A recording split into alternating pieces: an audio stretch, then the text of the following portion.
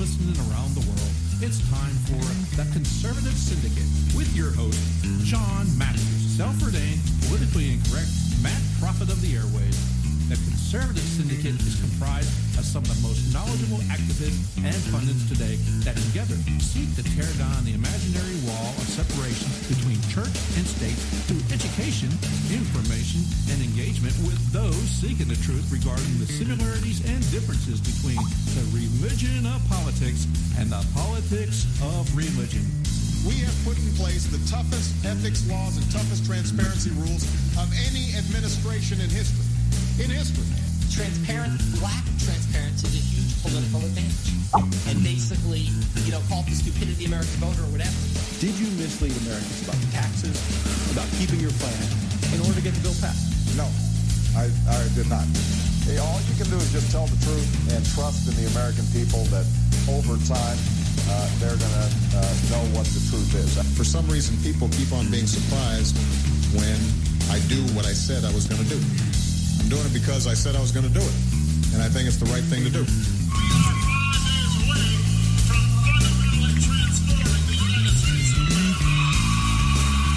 And now, your host, John Matthews.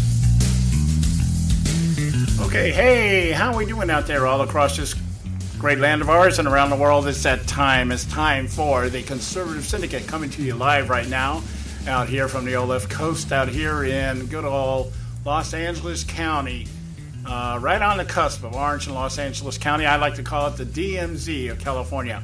Glad you're with us tonight. I am your host, John Matthews, mad prophet of the airways, and we got a good show for you tonight. I've got with me my co-host and partner in crime, Joe Hakos, from Dry Report. That's where he's from. Actually, so far away. He's on the, I guess you would call it I would call it the right coast, the right coast, but there's very little going on that side of the continent right now that we could call the right coast. So we'll just say East Coast. How you doing tonight, Joe? I think there's very little going right on the whole darn continent, let alone the coast somewhere. So I'm doing great, John. Well, yeah, I guess we could say if any, there's a reason why we call it the left coast out here. It's not just because, looking at a map, it's on the left-hand side. It's because it is the left coast. Well, yeah, for a while there, I was praying for an earthquake, but then, that doesn't, what happens in the movies. Well, my wife and I actually, now you bring that up, my wife and I actually went and saw the movie San Andreas last week. And I got to tell you, it is extremely entertaining. Good effects, huh? And extremely unrealistic. Wow. Let's just say I would hope so, because if that starts to happen, we're in trouble, buddy. We got big rocks falling out of the sky and that kind of things, Well, it was an interesting concept. The basic premise is that there's a minor, not a minor earthquake, but there's an earthquake in part of the country, or in the part of California, state of California, that is not part of the San Andreas Fault. It's like an unknown. It's with Hoover Dam. They're out there doing this stuff on Hoover Dam, and they get this earthquake, and they realize that something's wrong because we've never had any detections of any fault lines or anything out here. But whatever happens, it was a major earthquake, and it hits the San Andreas Fault and ends up going all the way up to San Francisco. Oh my goodness! It sounds like a James Bond movie. Well, the premise, the premise is they joke with us about California falling off in the ocean, and that was the premise. The fault breaks apart and virtually separates, almost all of Southern California all the way up to San Francisco, and of course, the drama is that Dwayne Johnson, The Rock, is a search and rescue guy for the fire department, and his daughter gets trapped up in a building up in San Francisco, so he flies up there to rescue her. So that's the backstory. But some of the dramatizations that they did, I have to say one thing: the special effects in this movie was extremely bad. Really? Yeah, I mean, there were some aspects of it that I thought were pretty good. the effects of an earthquake. I thought they did a really good job. But they did some things like one of the scenes, The Rock and his wife, who, by the way, he was in the process of getting divorced from because he spends all of his time in the fire department, you know, that kind of thing. He works too hard. Making a living, huh? The wife and him are drifting apart, you know, that kind of thing. And anyway, they end up going up together to get the daughter, rescue her in San Francisco, and they hijack this little speedboat. Okay. Like I don't know, maybe like a Coast Guard, what do you call it? Not a tugboat, but a speedboat kind of thing, right? Yeah, I got you. Okay, so they're tooling down the San Francisco Bay, and of course the tsunamis are now coming in. Ooh. And so what he has to do is he has to run this speedboat up the side of a tsunami before it hits the city. And this guy, you know, he's using the little 350 horsepower motor to go up the side of this tsunami, and gets up to where he's almost at almost a straight up and down angle before he gets to the top. And so you're thinking, you know, okay, this is a movie, you know, they do this kind of stuff. The idea is like, you know, like when you were, I don't know if you surf, but you're a surfer, you want to get over the wave before it breaks. That's the concept. Yeah, once it breaks, you're broken. Yeah. Okay, but just as they get towards the top of the wave, yeah, coming the other way on the tip of the wave is a cruise line vessel, like Princess Cruise Lines. Oh, a huge ship. So I'm wondering, well, if the wave was strong enough to suck this cruise line in, how is he in this little 350 horsepower able to go up the side of this wave and make it over the top? It's The Rock, dude. That's how. And, you know, I notice that kind of stuff, and my wife says, well, that's what they wrote in the script. I go, yeah, I know. Yeah. Hey, but, yeah, so, but did it look like it was real?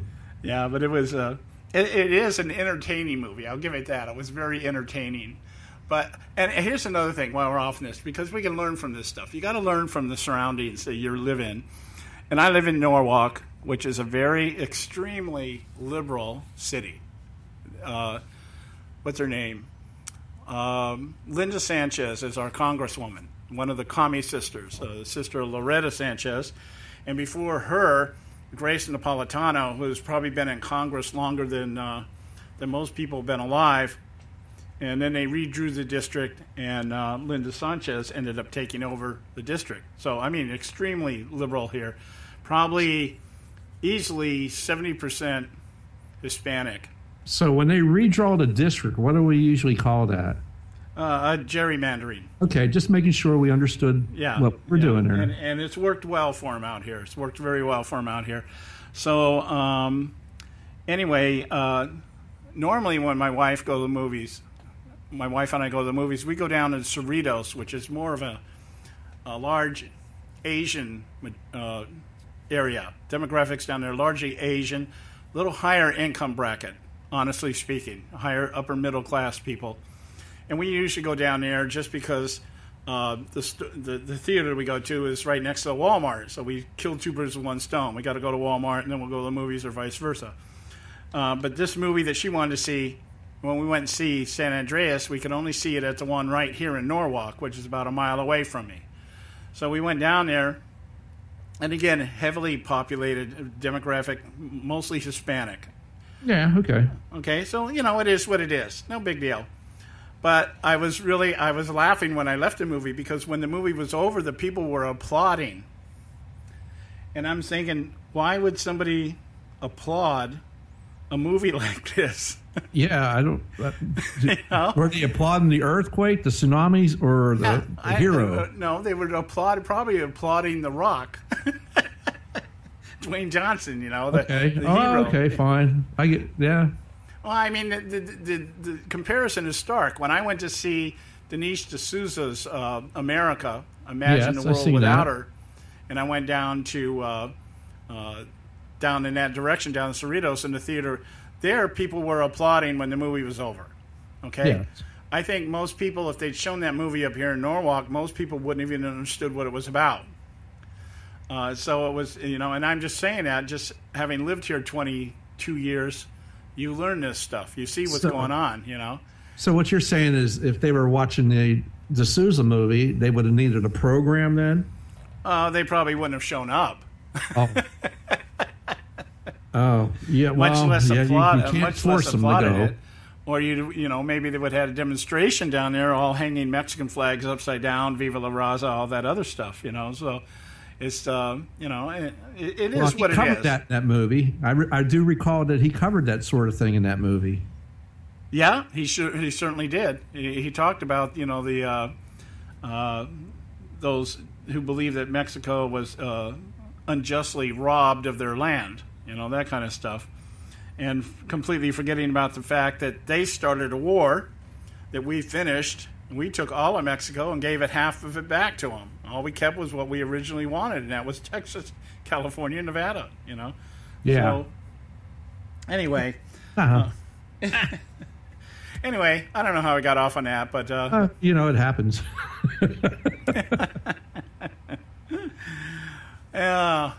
So here we are. We live out here in California, and the land that used to be the Golden State, and now is, since the gold standard is no longer relevant, we just call it the paper state. Well, I don't know. You got bears. Well, we just, we got most of this population out here living on Medicare, Medi-Cal, welfare, food stamps. It's really not the Golden State. It's not the state of Reagan anymore, that's for sure. Yeah, and your state legislature decided to go ahead and allow 16 more million illegals to have access to medical care because, well, by golly, we need to have that happen. Yeah, and we're... it is what it is. I mean, but meanwhile, veterans are still waiting to get health care in their vet clinics. Yay! Oh yeah. Well, that's another thing that's been going on in a lot of ways in a lot of states about this. I understand. Rumor has it. I've been hearing things out there, and I'm not really sure at this point what's going to happen. But I'm hearing things that the guy that's heading up the VA right now, I can't remember his name, but they're getting ready to bump him because they bumped somebody else last week? Yeah, they did. Yeah, they did. They bumped the one guy, and then this guy's here. They'll just keep on doing it until the noise all goes down. They're not really trying to fix it yet, but it's really a shame that we're more concerned about illegal immigrants than we are our veterans that raised their hands to say, yeah, I'll support and defend you, and make sacrifices, some extremely sacrificial sacrifices, leaving body parts here and there all over the world, and we're more worried about immigrants getting something than our veterans. There seems to be something's a little out to whack there, out of kilter, to me.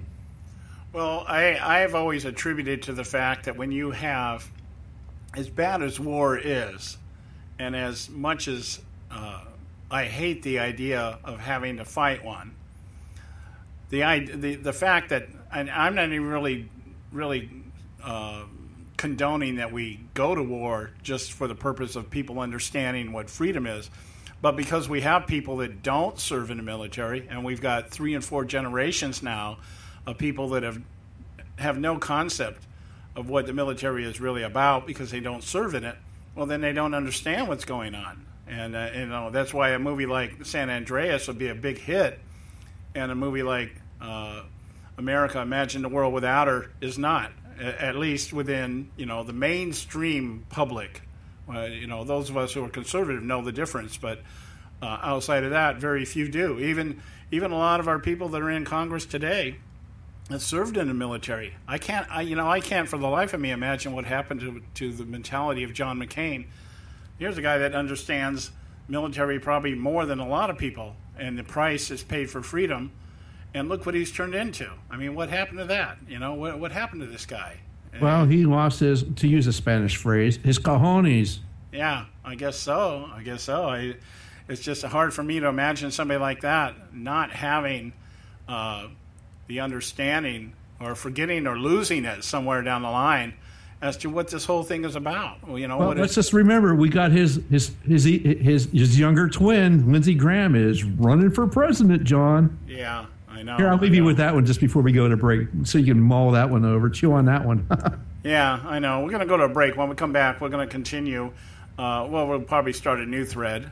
It got lost in the San Andreas. It opened up and swallowed me up. So we'll be back. Stay with us right here in the Conservative Syndicate. Don't go away. When our water heater broke down last month, it was a nightmare. It took 5 hours for the plumber to show up, and he charged us a couple of $100 just to come out. And then it cost another $1,800 to put in the new water heater. By the time it was all said and done, I felt like I'd been taken. But what else could I do? The smartest thing you can do is get a home warranty from American Residential Warranty. Their home warranties pay to repair or replace all your major appliances when they break, and they will break, and at the worst possible time. Call American Residential Warranty right now for free information on home warranties starting at just pennies a day. Don't wait for your refrigerator to stop running or your ceiling fans to stop turning. Call American Residential Warranty right now. Ask how you can save up to 50% on washer and dryer coverage. Just call 1-800-790-5960. That's 1-800-790-5960. Again, 1-800-790-5960. Call now. Prices are for base buildings only. May not be available in some areas.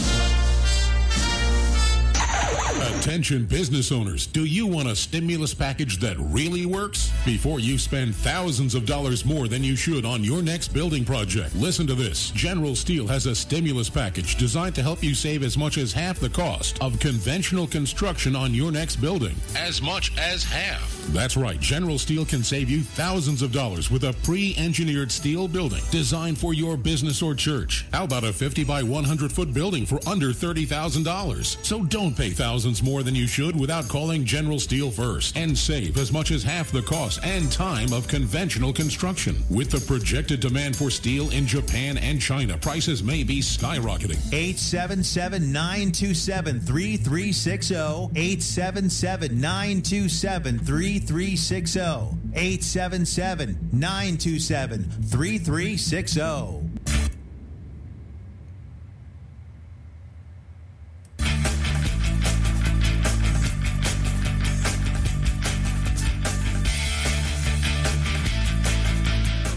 We're back right here on the Conservative Syndicate. I am your host, John Matthews, and glad you took the time to join us tonight. And let's kind of get into a little bit more serious stuff here as we get going here, trying to get kicking the show here.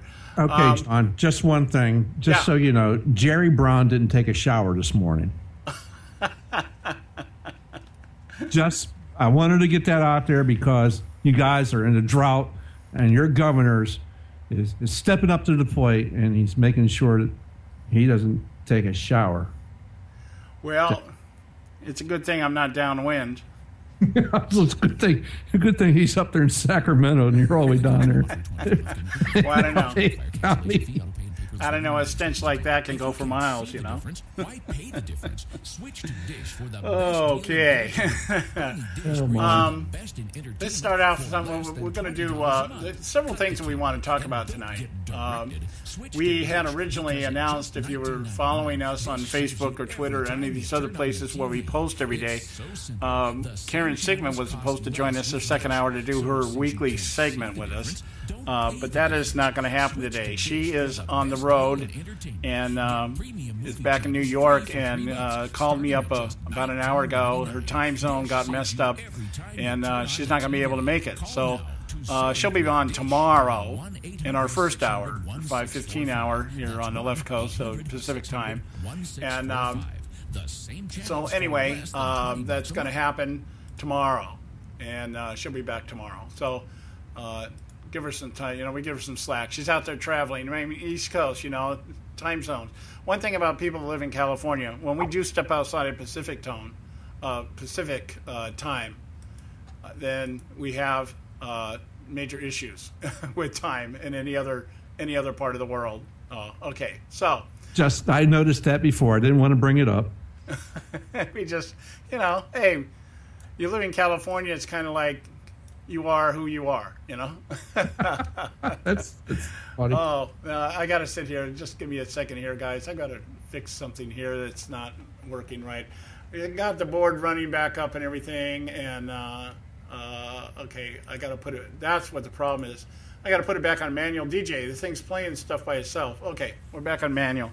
All right, now, I I know that we're in the process of yet another eruption. We've had the East Coast and some of the southern Beltway states going up in smoke here over the claims of police brutality and all the issues of racism and everything else right now.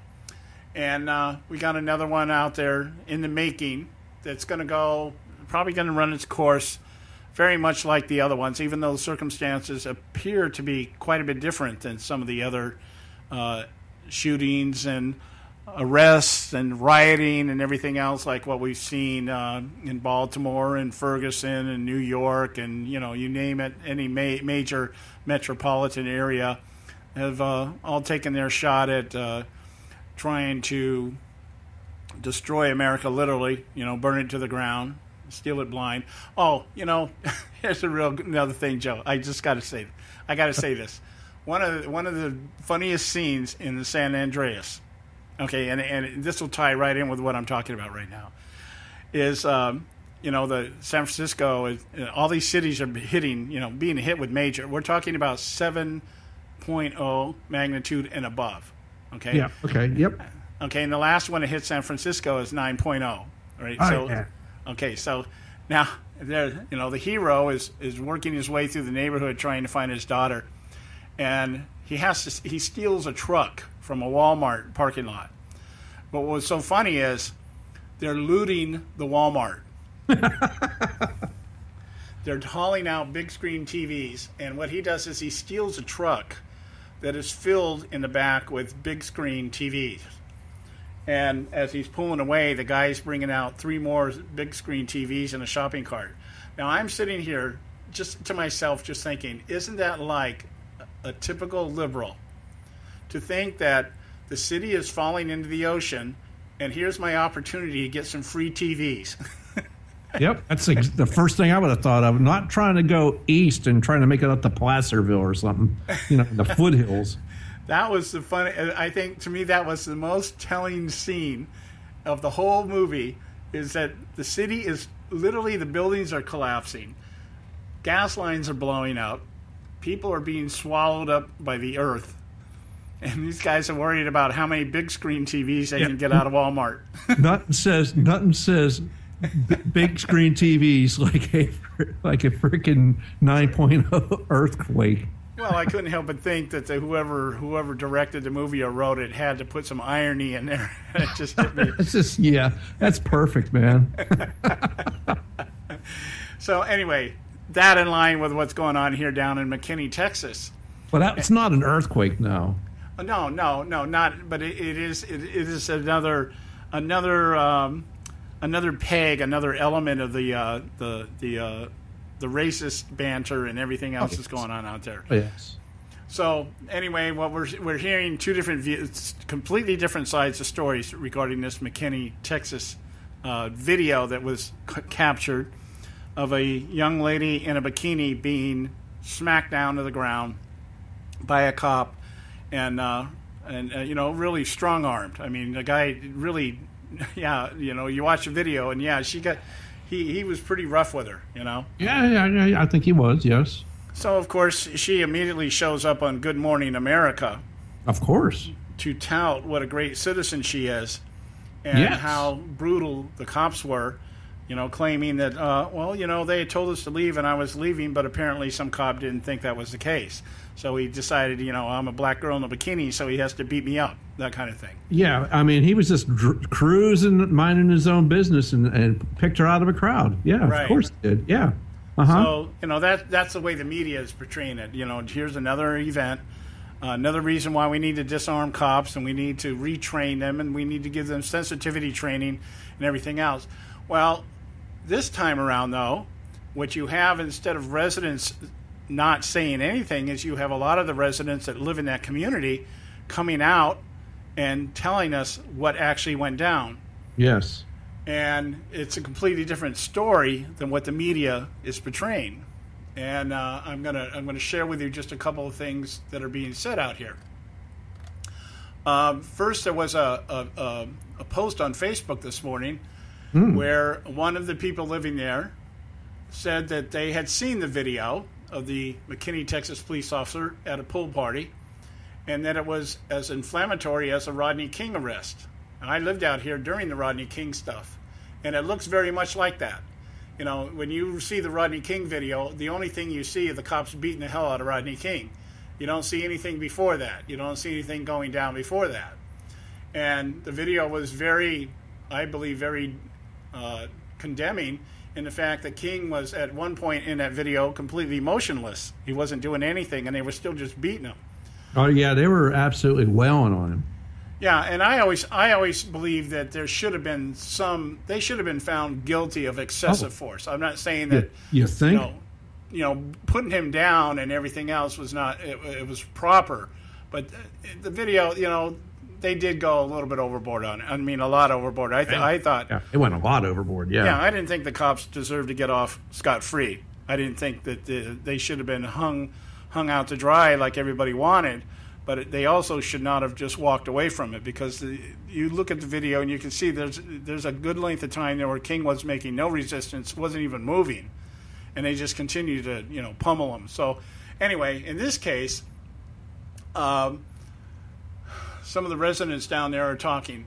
They're saying now one of the stories, according to this Facebook post of one of the residents that lived there, said that a DJ had set up in a public space in this neighborhood. This is a community, a gated community. Yeah, so they have their own pool that the community is allowed to use. Pool. They have a pool that the neighborhood shares, Yes. Okay, so a DJ had set up a public space next to the pool area. That means that nobody knows where this guy came from or who he was, but a DJ had set up a public space next to the pool in their neighborhood. The writer of this says he set this up in our neighborhood on Friday, and he played loud, explicit F-bomb music for multiple hours. We're not unsure if he was invited by a resident, as no one has claimed responsibility. So they're saying that somebody was setting up music down there, F-bomb music, which would be rap music, and we don't know how he got there, if somebody invited him or not, because nobody will own up to it, okay? Now he says the teenagers, which were both black and white, were being brought into our neighborhood by the carload because the DJ was tweeting out on social sites invites to a pool party for $15 a head. So somebody was taking advantage of the situation and said, hey, I'll start tweeting out, I'll get people in here, and they'll pay me to come in and listen to my DJ music, and the pool's here, so we can just get everybody to use the pool. Again, nobody knows who the DJ was. They don't know if he was invited or if he just got in, okay? He said what happened was the teens began to fight with each other to get into the pool. And then they started jumping the fence that was around the pool, and a security guard tried to stop him, and he was beaten. Or he was assaulted. They just say, I'm sorry, not beaten. He was assaulted. Hence the reason the police were called to come to the scene. Right. And then the teens started yelling racial slurs at the people who lived there, the neighbors, and started assaulting people and property, throwing bottles at cars, and actually attacked a mother at the pool who had 3 young children with her. The first officer on the scene was by himself. At that time, the party had grown to a large, aggressive crowd. As the officer arrived, many teens started running through our neighborhood. Many of the teens were being aggressive and yelling at the officers as more arrived. A completely different picture of what this video depicts. Yes. Okay? Now, the writer goes on to say, this is a very dangerous situation for our officers and the teen residents not involved. The news media has refused to hear the neighborhood side of the story. The video being distributed is only a very small segment of what happened. This information being distributed by the media and others is extremely distorted and in some cases outright lies. Please help us stop the broadcasting of this ignorance. The media is trying to make it look like our neighborhood is a whites-only racist area. Anyone who has spent even a few minutes in our area knows this is an outright lie. I'm asking for your help for my family and my neighbor's safety. Please, please do not rebroadcast any of these lies. Okay, that's from the neighbor. That's from one of the residents. Yeah. Well, check this out. This is from NAACP President and CEO Cornell Williams Brooke. Here's what his statement had to say. I am deeply disturbed by the McKinney Police Department's treatment of these African-American teenagers. The excessive force of an unarmed 14-year-old girl clad in only a bikini by an officer wearing a uniform and a gun was particularly troubling. The NAACP has reached out to the families of these young people and will be advocating on their behalf at our meeting with the chief of police tomorrow. Wow. Yeah, and that's the way it's being played. Like I said, this girl shows up on GMA this morning, and, just an innocent girl just hanging out in bikini. Yep, and innocent little girl hanging out with a bikini. Yeah. She had a little sheep in tow. Yeah. She was just sitting, spreading her curves and wagging. I was invited, and, they accosted me because apparently they didn't think I was leaving. Well, we'll talk about that a little bit more when we come back. It's time to take another break here, and we'll be right back here on the Conservative Syndicate. Don't go away. Limited time offer, 24-month commitment and credit qualification required. Cancellation fee, auto pay, and paperless billing and other restrictions apply. Since you can't see the difference, don't pay the difference. Switch to Dish and get the best deal in entertainment for less than $20 a month. Switch to Dish because at just $19.99, Dish saves you every time you turn on the TV. Call Go Dish to save with Dish. Dial 1-800-600-1645. Less than $20 a month. Dish. Call 1-800-600-1645 for details. Be a powerful way to protect your assets and your family. You work hard to earn and save your money to build a nest egg for the future. Don't let it get wiped out because you didn't plan ahead. Take the time now and make a small investment in $500,000 or more in quality term life insurance. Call the Term Lifeline and let us shop the best companies to give you the lowest rates. We specialize in policies of $500,000 and above. Ask about some of our 10 and 20-year fixed rate plans with guaranteed rates. Call the Term Lifeline right now for your free insurance quote. 800-870-3609. 800-870-3609. You owe it to yourself to protect your family and your assets. Make term life insurance part of that plan. Call the Term Lifeline right now. 800-870-3609. 800-870-3609.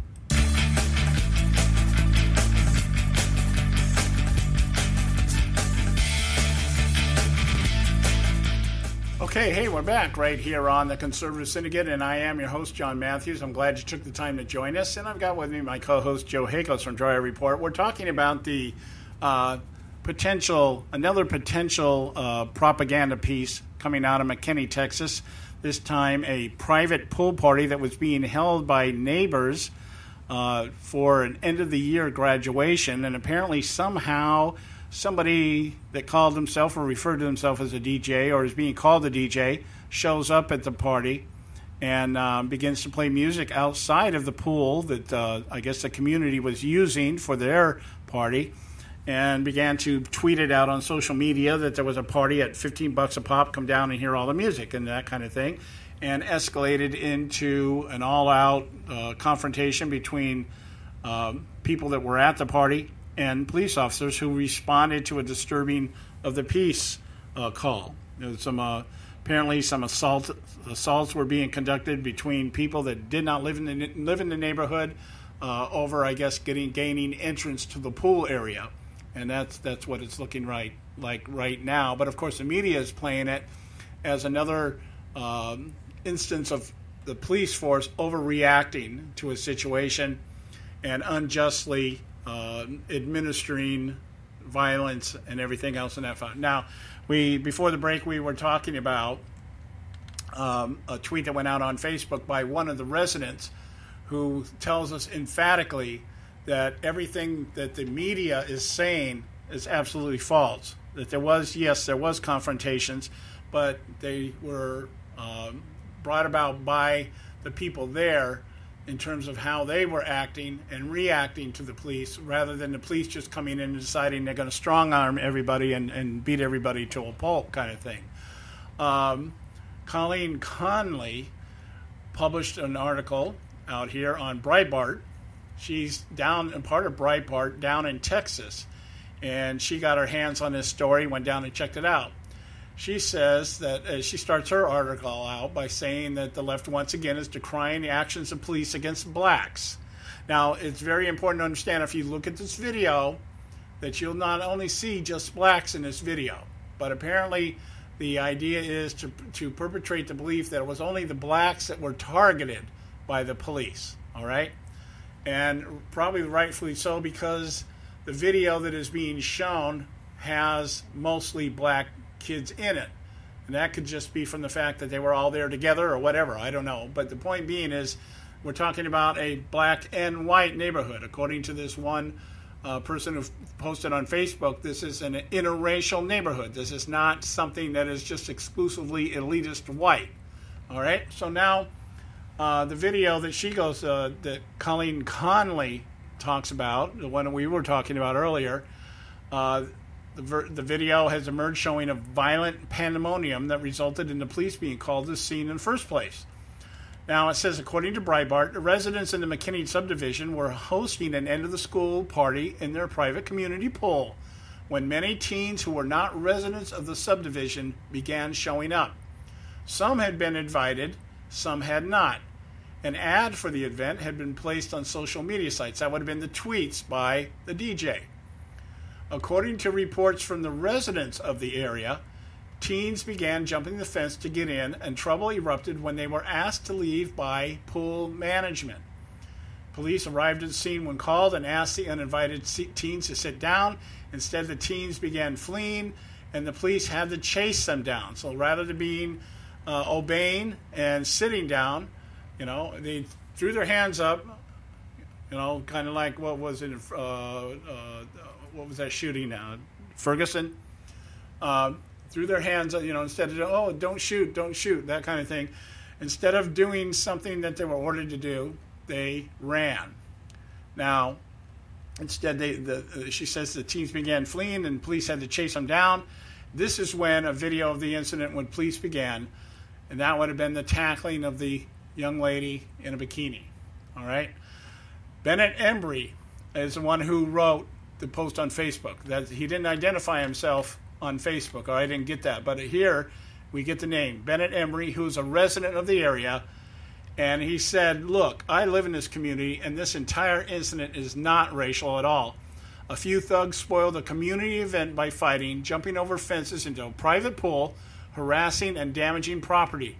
Not everything is about race. We have other issues that need our attention, other fights of made up,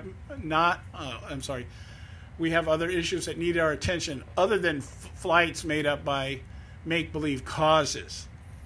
And he said, he went on to comment about the media. I've never seen such irresponsible reporting and mismanagement of media resources in my life. Well, then apparently you don't watch the news, because we see it every single day. He's not been paying attention. Yeah, he just wasn't paying attention.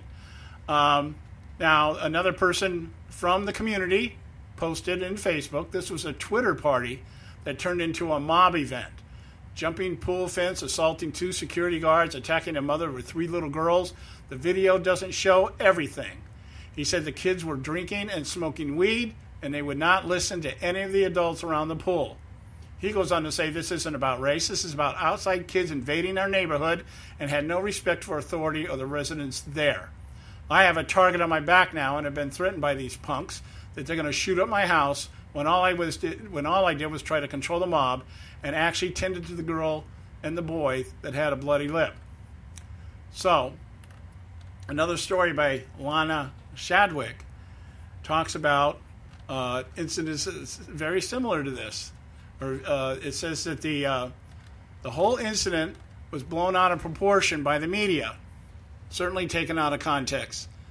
And Bob Owens, who also lived in the community, said that some of these kids actually came back and destroyed property. They broke cars, windows in the cars, threw things at the houses, everything else. Now tell me, here's my point of all this. Tell me that what we're living in now, that these incidences that happen, and we put this in context with things like the Ferguson, New York, Baltimore, and tell me that the media has not put out, or at least is perpetuating the idea that, hey, if you don't like what's going on around in your neighborhood, just simply burn it to the ground. I mean, I don't know if the media is doing this as part of the leftist agenda, which I'm sure they are, or are they doing it for ratings? Are they creating their own news so that they have something to report? What's your take on this, Joe? I think there's a lot of that, making and creating your own news. I mean, for crying out loud, these people were going crazy in this neighborhood. The cops were called, and the cops did exactly what the taxpayers of that particular community want them to do. They didn't do anything crazy. They didn't do anything out of the ordinary. They were doing exactly what they were supposed to do, and the media exacerbates a problem that doesn't really, a minor problem. I mean, really, this is not news. This would not be news. This is a teenage party gets out of hand. Yeah, okay, like that's never happened before in this nation at all. Really, come on. It's never happened before. It happens all the time, for crying out loud. Oh, but we have a video of it. And the poor little innocent girl that goes on TV to say, was it me? Really? I'm sorry. Then all you had to do is when the officer said, put your hands behind your back. I agree 100% because I can tell you, I live 20 miles south of LA County. And I can tell you on any given night, in fact, in my own neighborhood, we have sections in our neighborhood that on any given weekend, you have this stuff happen. Yeah. And yet you don't see it on the news because there's no video of a girl in a bikini being wrestled to the ground by a white cop.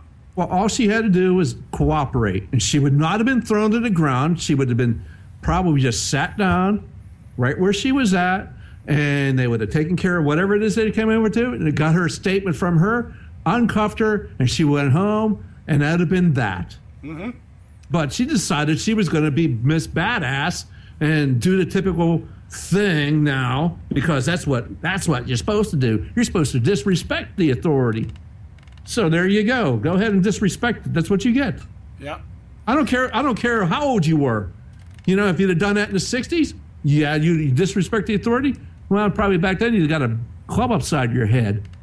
Yep. You've done it in the 70s, same thing. 80s, same thing. 90s, same thing. Now here, we're in the 21st century, and you're going to get the same thing. You don't disrespect the authority. They're there for a reason. If you guys were behaving as, so the neighborhood didn't call the cops on you, then there would have been no problem.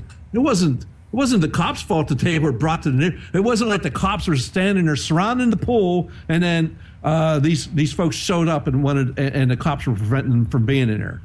That's not how this went down. No, it went down the way that 90% of the stuff went down. Somebody threw a party, you had somebody show up that had an attitude, and it exploded from there. Yeah. And that's never happened before. For crying out loud, it happens. I guarantee it happens in every college community every weekend. Oh yeah, and probably you live in an area like mine, almost every night. I mean, you're gonna have young folks out there. They're gonna have some alcohol, and it's gonna happen. I mean, for crying out loud. Now, back in the day, you might get a bloody lip or whatever. Now, especially if you were, some places, someone's going to pull out a gun, which is just unfortunate. Where are these Utes? Let's go to that old line. And my cousin, where are the Utes getting them guns? Well, I know they're. I've seen on occasion. I've seen things like this escalate. I remember I was at a park one time, and there was this family over on the other side, big Samoan family, huge Samoan family, and just in numbers and size. I mean, these guys are not little guys. This is some big guys, yeah. What they were doing was they had an open fire in the middle of the park going, and I guess some cop drove by and stopped and told them, you can't have an open fire, and you have to keep it in the barbecue pits. They had barbecue things there. But they had it on the ground. They had it in the dirt, and they were like a fire.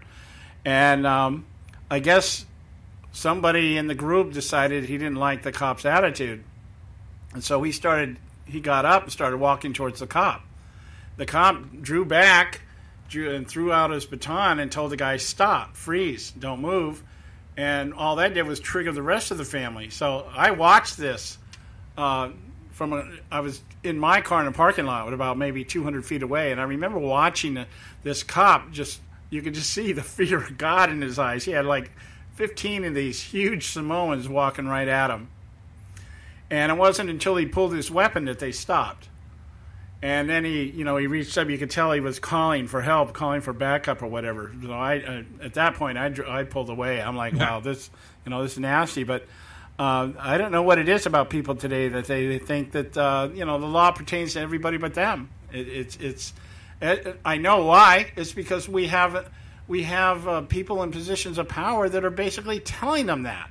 We have a president of the United States of America that's basically condoning this stuff. Yeah, it's not your fault. It's the cops. Yeah, it's not your fault. It's white racist America that's at fault here, and I understand your frustration. We got mayors zoning off the city saying, yeah, you can destroy anything you want to here because we understand your frustration.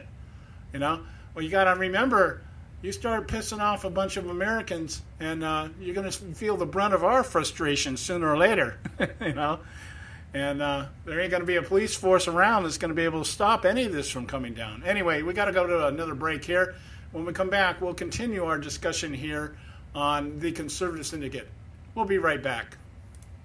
Attention taxpayers. If you've received a notice from the IRS or state, do not ignore it. It's also a big mistake to try and handle your tax problem on your own. If you owe back taxes, it's a fact that the government has the power to take everything you own, including your home, business, wages, savings, and your freedom. But here's the good news. There's a special toll-free tax hotline set up especially for you. This tax hotline will tell you about new programs that are geared to help you dramatically settle, reduce, or eliminate what you owe. But you have to call now. Take down this number or put it in your cell phone. But call 866-761-0959. 1-866-761-0959. When you call, you get free information on how you can reduce or eliminate back taxes, including penalties and interest. You can also be helped if you have unfiled returns, a tax lien, wage garnishment, bank levy, or if you've been entered into a payment plan but can't make the payments. Don't make the big mistake in thinking you can ignore or handle your tax problem on your own. You can stop the collection process immediately. Call this special tax hotline today for free info at 1-866-761-0959. That's 1-866-761-0959. 1-866-761-0959.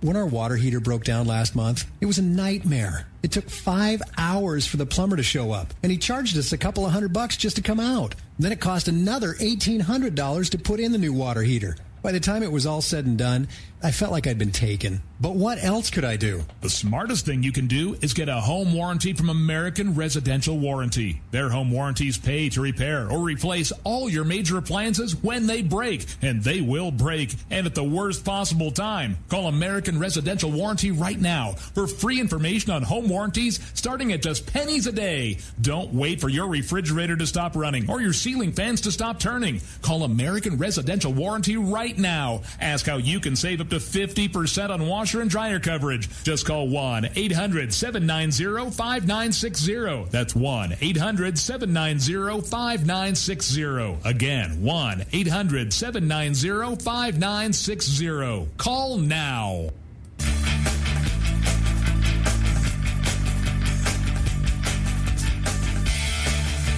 Okay, hey, we're back right here on the Conservative Syndicate. I am your host, John Matthews, Mad Prophet of the Airways, on a mission from God, and that mission is to tear down the imaginary wall of separation between church and state. We want to thank you for taking the time to join us here. I want to kind of shift gears just for a minute here, and because I want to get Joe, I want to get your opinion on this. It kind of, in a way, offhandedly ties in with what we've been talking about here. This situation, and many like them now that are being portrayed by the media is just, basically the police force across the country are just out of control and just doing whatever they want to anybody that's any color other than white. That's really, unless, that's just the way it's being perpetrated right now. Now, and we were talking just before the break about the fact that what we have is we have too many in positions of power today are just condoning this and actually encouraging it. If not coming out right out and saying it, certainly with their language and the way that they coin their phrases and talk their code, they're basically giving license to anybody that's frustrated for anything other than being white. You know, you have every right in the world to kill and destroy. You know, we understand it. We understand it. You're disenfranchised. You're frustrated. You know, that kind of thing. And I get it. You know, I was looking today at an article here, and it may sound like it's completely different, but it's not really, because the thought or intent behind the words or the language is what we have to look at. Barack Obama has been on the G7 meeting. I thought it very telling that on Saturday was the anniversary of D-Day. Yep. And Obama's over in Germany. And, you know, that makes so much sense to me, coming from him. Yeah, let's go to Germany on the day that we celebrate the anniversary of the beginning of the defeat of Germany in World War II. So there's an opportunity to do something there. Yes, I could see how that could play out. Yeah. So, but anyway, apparently we're getting, again, conflicting reports, which is one of the points I want to make. We're talking about this situation in McKinney, Texas, and we're getting conflicting reports. The media is trying to portray it as another exercise in police brutality. The residents of the community are saying it was nothing of the sort. So you get different, you know, stories, different reports. Of course, no matter what the investigation, quote unquote, turns out, it's still going to be played as a bunch of white racist cops came into a white racist neighborhood and confronted all the black kids that were hanging out there. Now, but Obama makes a statement, apparently, according to Helen Fouquet, and she writes in her little article. These are real short articles, but I just want, because nobody really knows what was said. Okay, so, but they're reporting. Not, you know, we're not getting a transcript. We're not hearing the exact words. That's what I'm saying. They're paraphrasing what was said. She says that President Barack Obama told a group of 7 leaders that the strong dollar in America is a problem. And this came from a French official who had knowledge of the talks but would not identify, you know, anonymous source. So apparently France has their own guy, anonymous source, hanging out somewhere. And he said that Obama made mention to the group of 7 that the strong American dollar is the problem with the international economy, world economy. Okay, he says that Obama made reference to the geopolitical risks, including Greece, that it was affecting interest rates and currencies, and the official told reporters at the G8 summit in southern Germany on Monday. In that context, Obama said that the strong dollar posed a problem, and you have to wonder why a president would say that. Why would he go in front of other leaders and say, well, it fits the pattern of Barack Obama, does it not? That exactly. Everything that's wrong with the world is because of America. America's at fault because, oh darn, we have a strong dollar, really. Meanwhile, back at the ranch, the Chinese are trying to use different currency. We have, let's see, what was it? Under 1% growth in in the last quarter for our gross domestic product. You know, it measures our growth or how strong our economy is, and we have still continue for months upon months now with the lowest labor force participation rate since Jimmy Carter. So, again, like you asked, why would he go over there and say that to those folks? It's, why, John? I don't get it. Well, there's a little bit of a hint here as to what Obama, at least what he's trying to portray, what he's trying to campaign for. Okay, but there's also the intent underneath it. I got just a couple minutes here. I'm going to try to surmise this in very short words. Immediately, a U.S. official from the government, from this administration, disputed this claim that Barack Obama had told the summit that a strong dollar posed a problem. What he says is, Obama said he made a point that he had made previously a number of times. There's an old thing that they do all the time. I've been saying this forever, that global demand is too weak, and the G7 countries need to use all policy instruments, including fiscal policy as well as structured reforms and monetary policy, to promote growth. Okay? So what he's saying here is that the global economy is not...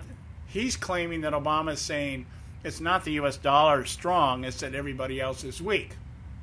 Now, let's speed this up a little bit. He's out here now pitching like a CEO of a major investing firm that we need the TPP, Trans-Pacific Trade Agreement. Thank you. Okay, and from that we're going to what? We're going to strengthen the global economy. Is that going to be the pitch that we're going to hear?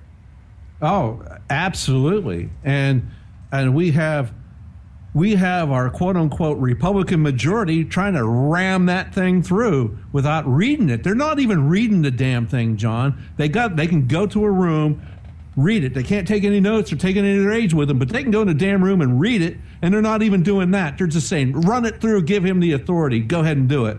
Really? There's something afoot here. I don't know. It doesn't smell good. No, there's something going on here. Now, just in line with just these statements that were made over the weekend, the report today is that the dollar reversed on an earlier advance against the euro, and It fell from Friday's 13-year high against the yen.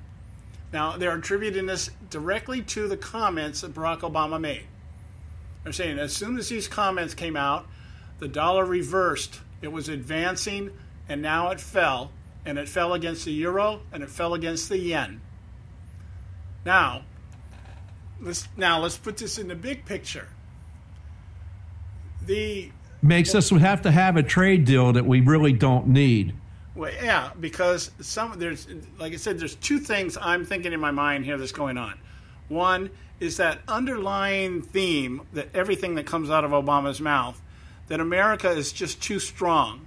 And because America is so strong, the rest of the world is weak. And so what do we have to do? We have to neutralize America's strength so that everybody, quote unquote, has a fair share. Everybody has an equal playing field. We have to remake the middle class. How we do that? We make everybody poor. And that way we'll be more in line with what's going on in the international community. And somehow that's supposed to generate growth, and so that everybody internationally in every single country will have a fair shot at equality, financial equality. We'll overcome this economic disparity if we just allow the dollar to collapse and allow everything else to grow. But the real underlying theme of this whole thing is, the way I see it, is this. This fits the ideology of a socialist Marxist. Basically what he's saying is there's too many people that have too much, and there's not enough people that don't have enough. Or that there are too many people that don't have enough. And so we have to somehow balance this. And I can't help believe whatever he's working up in this Pacific Trade Agreement has to do with not only redistribution, which is the end objective. Somewhere along the line, redistribution plays into this. Yep. But it is that idea of creative destruction, of destroying one economic system in order to bring in another. And I can't help but think that this guy is hell-bent on bringing us into a new world order, molding us in the shape of a European confederacy and bringing us into some type of one world currency. What do you think? Yeah, I'm on the same page with you. I think there's something doesn't smell right here. It's not good. I don't believe it's going to be good for America. I don't believe it's going to be good for Western economies altogether. I believe that it's going to tear it down. I believe it's going to happen. And if we let this happen, we need to stop it. There's Duncan Hunter, a representative out of your state in California, is trying to put the kibosh on this and telling another guy out in your state, McCarthy, who is the majority leader, and say, hey, you need to cut the pressure on this and let's quit going full steam ahead on it. So I'll let you get going so we can do a break here. Yeah, we're going to go to a break here. We're going to run a couple commercials, and then we'll set up a Edwards notebook for us, and we'll be coming back just shortly in a few minutes here. So stay with us right here on the Conservative Syndicate. Don't go away. We've got a lot more for you. We've still got to talk about the Clintons next hour. So stay with us right here in the Conservative Syndicate. We'll be right back.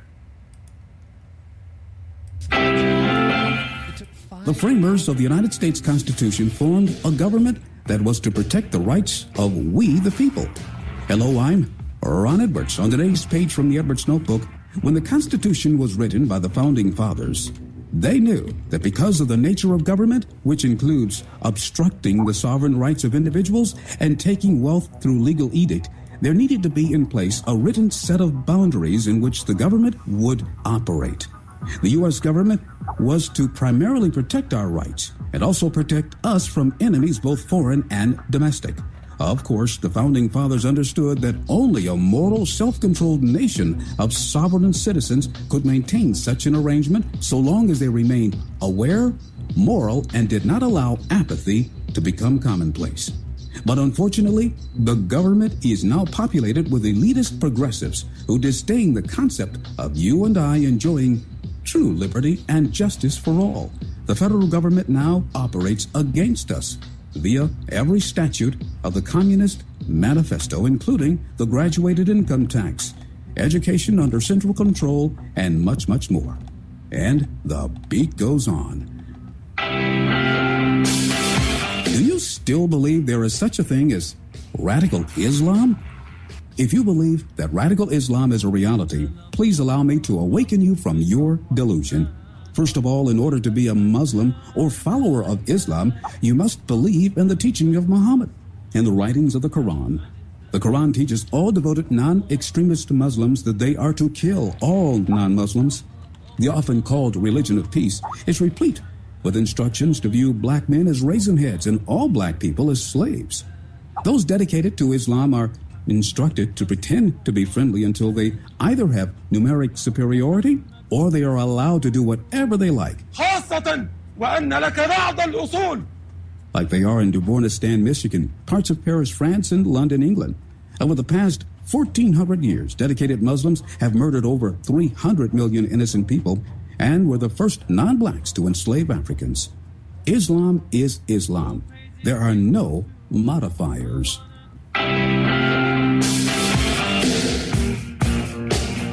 The Obama administration and traitorous Republicans once again stick it to sovereign Americans. Progressives like President Obama and wayward, ankle-grabbing Republicans have taken another stab at making life more difficult for American inventors. If one is bringing forth a new invention and attempts to obtain a U.S. patent, they will be inhibited by the American Invents Act that was co-sponsored by progressive Democrat Senator Patrick Leahy of Vermont and Rhino Republican Lamar Smith of Texas. Rather than relieving the backlog of patent applications, this law actually increases the backlog, making it more difficult for independent inventors to receive a patent. It is basically a placeholder system for rich corporate inventors, whether they actually have an available invention or not, while blocking or pushing those who actually have a created invention to the back of the line simply because they don't have deep in bed with government pockets. Once again, the free enterprise system is recalibrated to inhibit the common man from making his mark in the advancement of mankind. I'm Ron Edwards. Blowing away the myths and revealing the truth. You can continue to blow away the myths with Ron Edwards on Facebook, Twitter, and theronedwards.com. Today on water heater broke down last month. It was a nightmare. It took 5 hours for the plumber to show up, and he charged us a couple of $100 just to come out. Then it cost another $1,800 to put in the new water heater. By the time it was all said and done, I felt like I'd been taken. But what else could I do? The smartest thing you can do is get a home warranty from American Residential Warranty. Their home warranties pay to repair or replace all your major appliances when they break, and they will break, and at the worst possible time. Call American Residential Warranty right now for free information on home warranties starting at just pennies a day. Don't wait for your refrigerator to stop running or your ceiling fans to stop turning. Call American Residential Warranty right now. Ask how you can save up to 50% on washer and dryer coverage. Just call 1-800-790-5960. That's 1-800-790-5960. Again, 1-800-790-5960. Call now.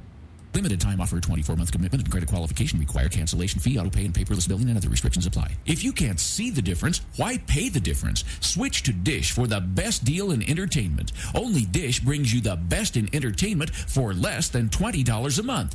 Cut the cable and don't get directed. Switch to Dish because at just $19.99, Dish saves you every time you turn on the TV. It's so simple. The same channels cost less with Dish. So since you can't see the difference, don't pay the difference. Switch to Dish for the best deal in entertainment. Get premium movie channels free for 3 months, starting at just $19.99. Dish saves you every time you turn on the TV. Call now to save with Dish. Dial 1-800-600-1645. That's 1-800-600-1645. The same channels for less than $20 a month. Dish. Call 1-800-600-1645 for details.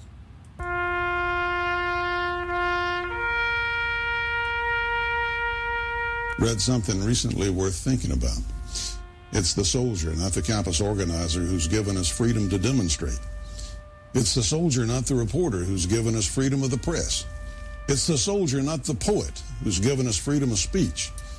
It's the soldier who serves under the flag, who defends the protesters' right to burn the flag. Isn't it time now to demonstrate that we support our troops? Were it not for the brave, there'd be no land of the free. Fred Thompson's message was brought to you by citizensunited.org.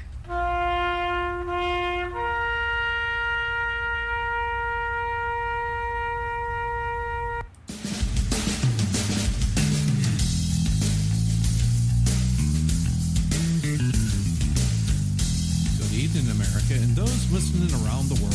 It's time for The Conservative Syndicate with your host, John Matthews, self-ordained, politically incorrect Matt Prophet of the airways.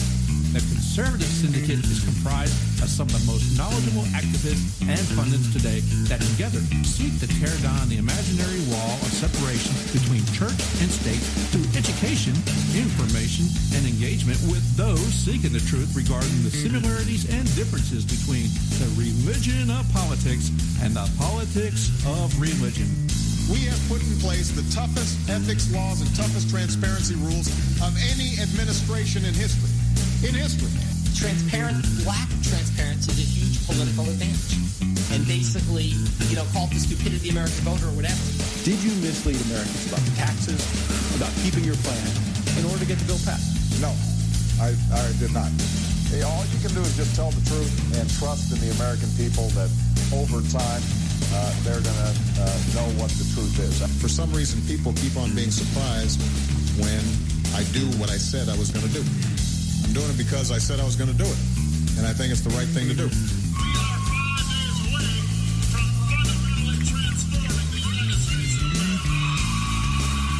And now, your host, John Matthews.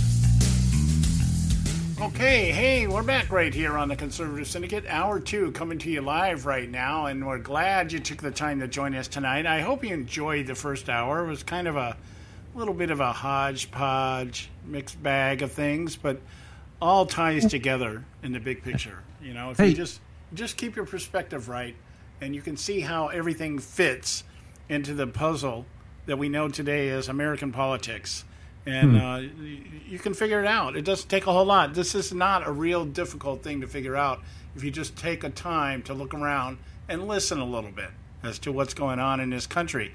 We are being fundamentally transformed by our current administration.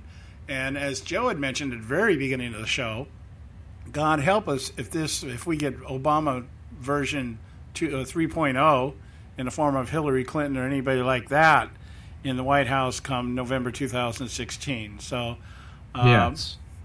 Yeah, it is going to be a sad state of affairs if we have to deal with another 4 years of this after we get rid of the clown that's running around out there right now. And even, if he was a clown, it wouldn't be so bad. But he's not a clown. He knows exactly what he's doing. Hey, John, you were talking about a new global governance. It's funny you brought that up. I pulled up an article here, and it kind of references this. So if you would indulge me something on the Trans-Pacific Partnership Obama wants to go ahead and get fast-tracked. So if you would indulge me for a minute, let me go ahead and kind of tackle that a little bit.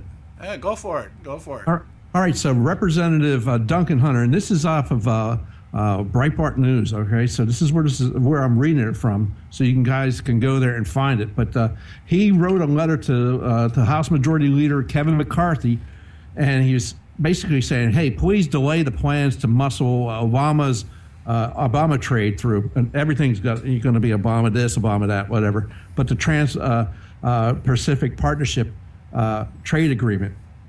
So his letter goes on to say, "I write you today to request that you delay the vote on fast-track authority for the executive until the president has made public all text and information pertaining to the new economic union known as the Trans-Pacific Partnership Commission, as well as the Living Agreement Authority." Hunter wrote to McCarthy and his fellow Californian Republican. All right, my concern is that this allows the president and the members of the union to change the agreement and its membership following adoption. So he goes on to say that Hunter's letter continues, noted by the TPP Commission would create a new global governance, ceding U.S. sovereignty to foreign and global interests, something that Senator Jeff Sessions, a Republican out of Alabama, first revealed into a letter to President Barack Obama last week. The new commission, this is from the letter, the new commission would be a self-governing continuing body authorized to issue policies and regulations affecting our economy, our manufacturers, our workers, our immigration procedures, as well as currency, labor, environmental practices. Hunter wrote, "This is one thing to enhance executive authority to, with respect to a narrow set of trade policies. It's another to fast-track the creation of a new international structure before a single detail about that structure has been made available to the public." So what it sounds like here is that we have a Trans-Pacific Committee to run the Trans-Pacific Trade Agreement? Yeah, and it goes on here.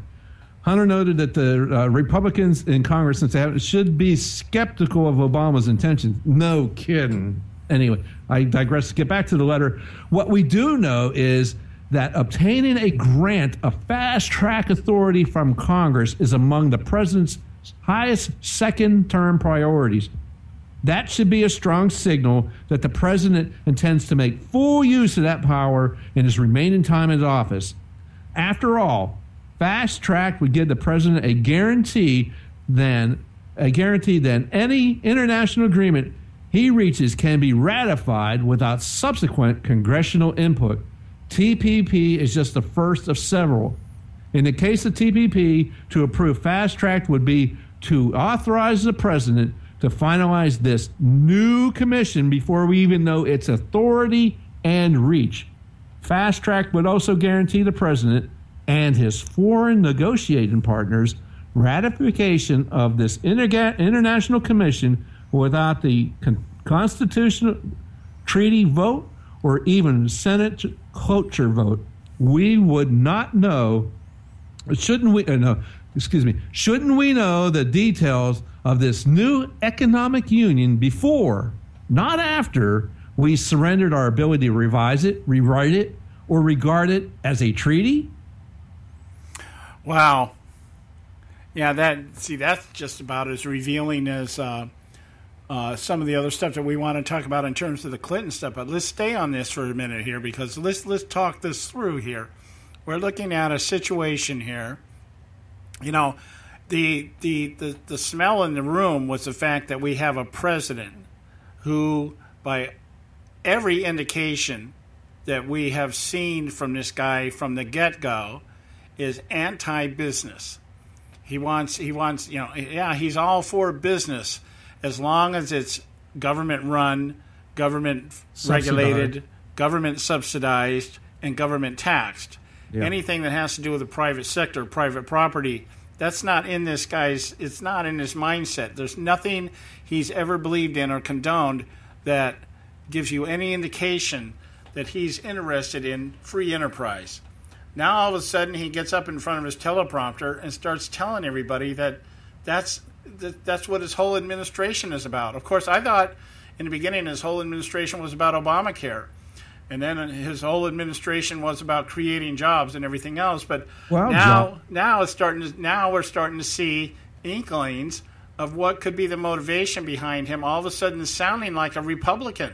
Well, John, understand that his Obamacare took care of 1/6 of the U.S. economy. Right. Okay. So, I mean, there's more to this letter here. Just it finishes up and he goes. Hunter goes to his letter to McCartney, the guy running. Basically, it's John Boehner's henchman, his chief henchman is what McCarthy is.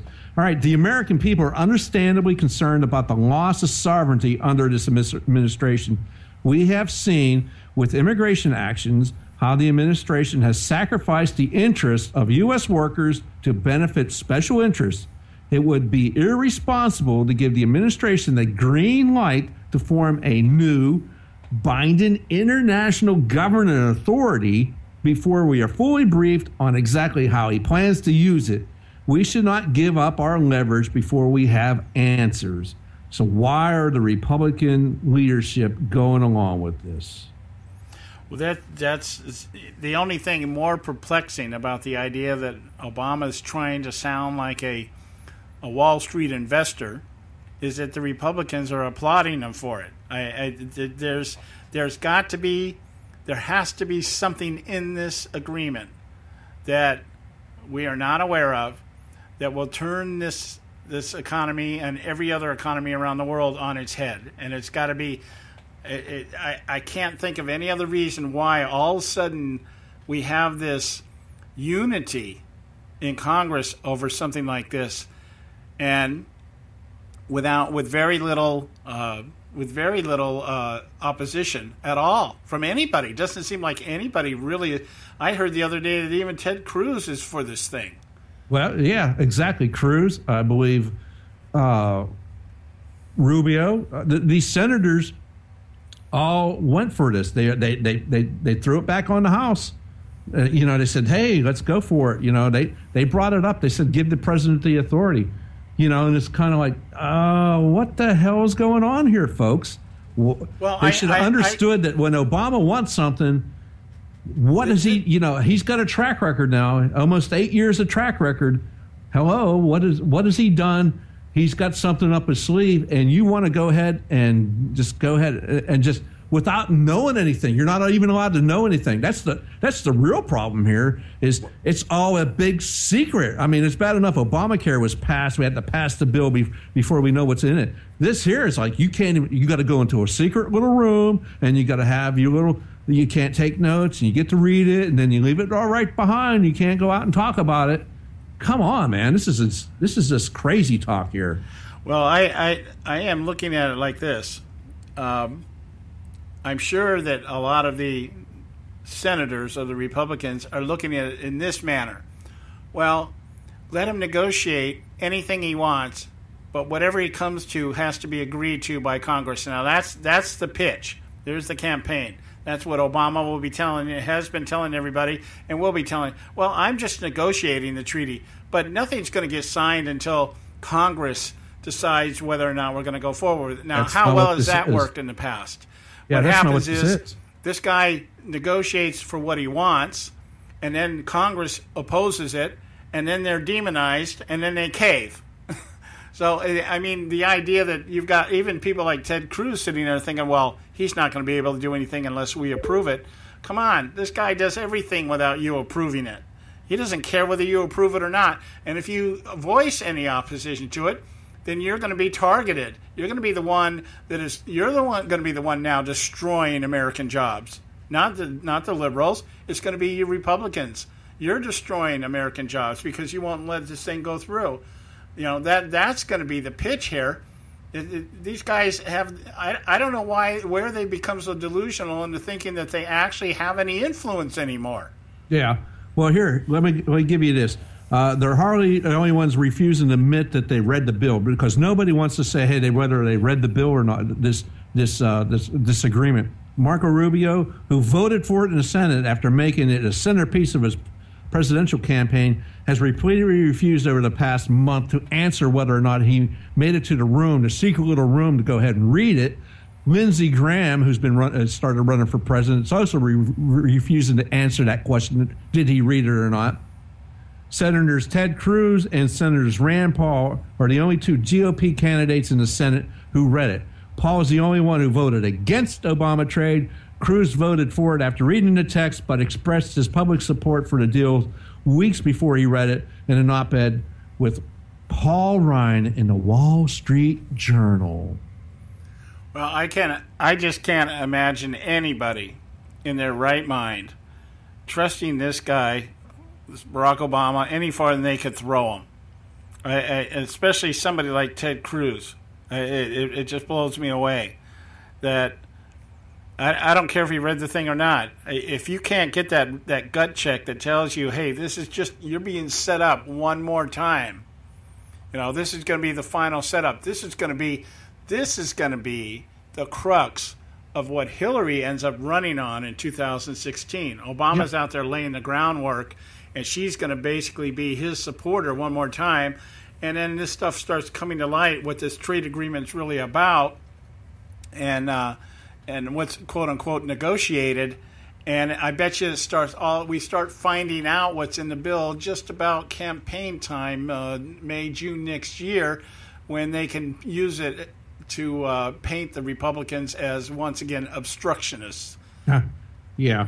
Obstruction to what? We don't even know what their obstruction. And you're passing international agreements without knowing what's in them, for crying out loud. This is just insanity. By next year, we'll start getting some inklings. It'll start being leaked out what it's about and what's in it. But then it'll turn right around, and if anybody starts voicing opinion at that time, then they're going to be ostracized, they're going to be targeted and demonized as being disruptive and obstructive. And they're the ones, the Republicans are going to get blamed one more time as being the reason why we have such a slow economic recovery. That's the ploy here. There's no doubt about it in my mind. That's the ploy. Yeah, well, then they're complicit in the slow economic recovery altogether. They need to stand up to this guy. You want to call him bozo, but he's a maniacal, just lying son of a you-know-what. And he knows exactly what this is. This ain't about – this is about my grandkids and your kids and your grandkids and everybody else's grandkids. We're giving up our sovereignty for what? Yeah, for the economic, for a perceived economic security, which I think it was under Brendan Franklin says that when you give up your liberty for security, you deserve neither. Yeah, you deserve neither, and that's what we're going to have. This madness. Put it out in the open. If it's so great and wonderful, and it's going to affect basically the entire planet, how about let's read it first? How about let us out there and let us debate this? This is not how we do things in this. This is Politburo freaking crap from Russia. Well, what do we know in terms of what's going on in the House with it right now? Have we gotten any? I know Boehner wants it. Well, that's what I just read. The letter from your congressman out there in California. Oh, I understand that, but I'm saying, have we gotten any? Oh, well, feedback Boehner, of course, wants to get it passed. I mean, he's out there saying, we got our priorities and we got to get this thing. And he's using McCarthy. He's trying to use McCarthy as a shield, saying, well, it's just not me. McCarthy's doing exactly what Boehner wants, along with Ryan and all the other ones. And what's that guy, Scalise out of Louisiana? They're all out there doing the same thing, and they won't even admit if they read the bill or not. Scalise is out there going, well, these are different things we're talking about here. It's like, come on, man. Well, I mean, seriously, has there been any talk of a scheduled vote on it or anything from the House? Well, they're just trying to push it through. Oh. Okay, but then we have, as of right now, we would assume then that they don't have the votes, or they would have already done it, right? Right now, but the Republican leadership is twisting arms to make it happen. Okay, all right. And I understand that there's a lot of Democrats that are getting some arm twisting also right now, too. Yeah, from another Californian, that wonderful Nancy Pelosi. It seems like this is all coming out of California for some reason. Well, Just as noticed California goes, so goes the rest of the nation. Yeah, thanks a lot.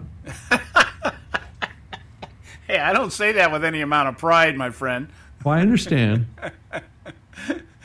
It's just that seems to be the nature of the beast these days, I guess so. I kind of enjoyed, the Beach Boys a long time ago, that kind of stuff. But this is this kind of thing I'm not really enjoying. Yeah, but you do know that nobody on the Beach Boys surfed except the drummer, right? I don't care. It was okay, John. I enjoyed it. Well, my point being, it's all a facade. Well, that was okay. So was a lot of the stuff in the '60s with rock and roll bands. For crying out loud. Look at what's his name, Don Kirshner and the Monkees, for crying out loud. Well, like they said, you can put lipstick on a pig and it's still a pig. If it sounds good singing, that's okay. If it sells records, we're all for it. Okay. Well, anyway, that's very disheartening, the mention of an actual committee. I do remember hearing Obama say something last week about the fact that when this trade agreement gets through, and I'm assuming that that's what's going to happen eventually, that China was actually going to be one of the, I believe the word they used was statutories. Yeah, so they get to make their rules up. Yeah, so they get to have an input, a major input as to what happens here. And how in the world, what kind of thinking do you have to look at what China's doing right now and think, hey, I know, let's give them the key to the vault. Well, the thing is they get to have China come on board, and our Congress doesn't have a say in it, and we don't even get any approval out of Congress, and we don't even know what's in it. That's the problem with this whole thing. Yeah, and we need to get our friend Robert Cardoza on this one. He knows all about those Chinese and how they do things economically. Oh yeah, well actually he's I motioned to him last week, told him last week we wanted when he comes on the show this week to talk about this. Not only that, but we want to talk about the difference between gold standard and currency. Yeah. And how would something like this be affected if we were dealing with gold standard instead of currency, instead of manipulated numbers that you can actually on paper make look like anything? Yeah, exactly. I don't believe this kind of thing would not happen. In fact, I believe there's probably a lot of things, if we look back in our recent history, would not have happened if we were still on that standard. Well, I would think, without a doubt, we wouldn't have the deficit that we have right now. Without a doubt. I mean, if all you need to do is to increase your spending limit is to add another zero on paper and not have anything to back it up, that is a license for economic implosion. I mean, you're asking for it, Yes, it's a moral imperative that we get this straightened out, and we get it straightened out quickly. I got a feeling that if this goes through and they allow Obama to have his way, we will never, ever get back. We will always be in perpetual deficit until we implode and become Greece. Yeah. I just can. The red flags to me are very simple. This is a very simple, one of the simplest things that we can look at and know which way to go. One, Obama wants it. Boom, that bing, red flag. Two, nobody knows what's in it. Bing, those two things in and of itself. We didn't learn anything from Obamacare, apparently. Apparently not. Yeah. Apparently not, man. Yeah, I mean that's gone so well. You know? And trust me, if you like your plan, you can keep your plan. Yeah. Well, and like I said, I think I mentioned last week, we've got several of the state exchanges on the verge of collapsing right now. And so what's going to happen with that? Once they collapse, what are we going to do? Well, it's just mind-boggling. It's mind-boggling. And I would imagine most Republicans right now are probably hiding behind a bottle somewhere in their office, just like, please, just get me through this. Get me through this. I can't even imagine, I don't want them to hide. I want them to grow a pair and stand up for the American people, for crying out loud. Quit worrying about your next re-election. Yeah. You know, they're all up for re-election here in 2016. Again, it's time for them to stand up. Yeah, yeah.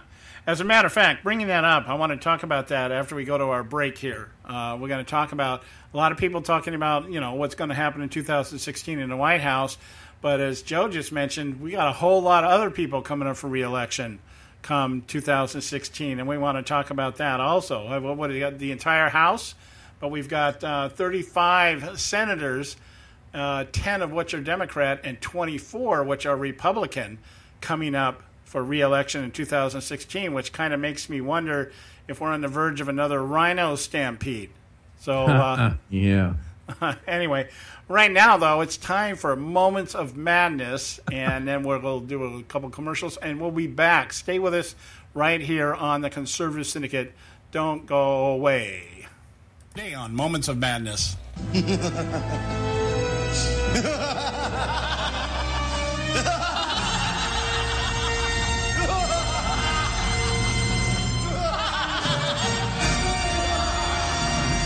Among the fanfare heaped upon the Olympian formerly known as Bruce Jenner by the likes of Barack Obama, who apparently thinks it takes courage to cross-dress, and the presenters of the Arthur Ashe Award, who believe it's more courageous to don gay apparel than to recognize an athlete like double amputee Noah Galloway, a 33-year-old former U.S. soldier who lost his arm and leg while serving in Iraq, but now competes in CrossFit events, runs marathons, and has competed in the 58-hour death race.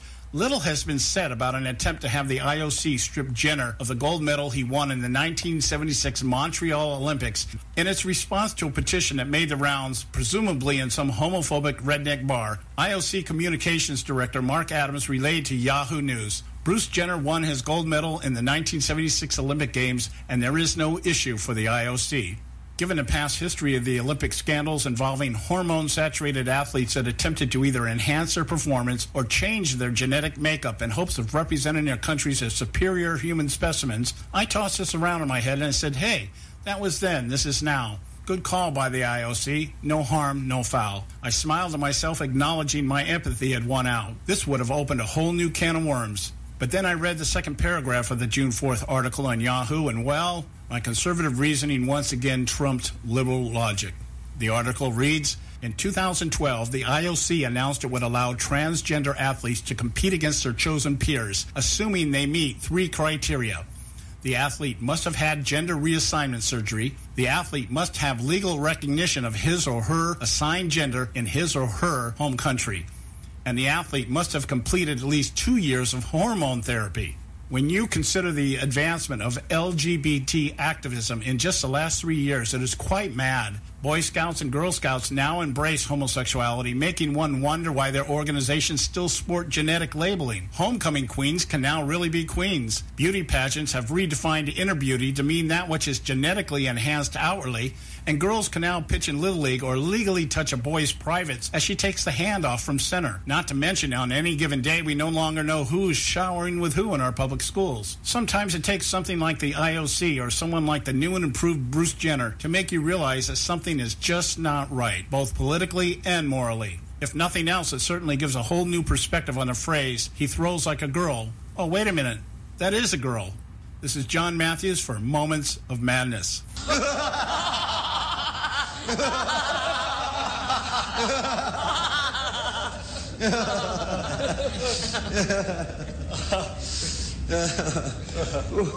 Prices are for base buildings only. May not be available in some areas.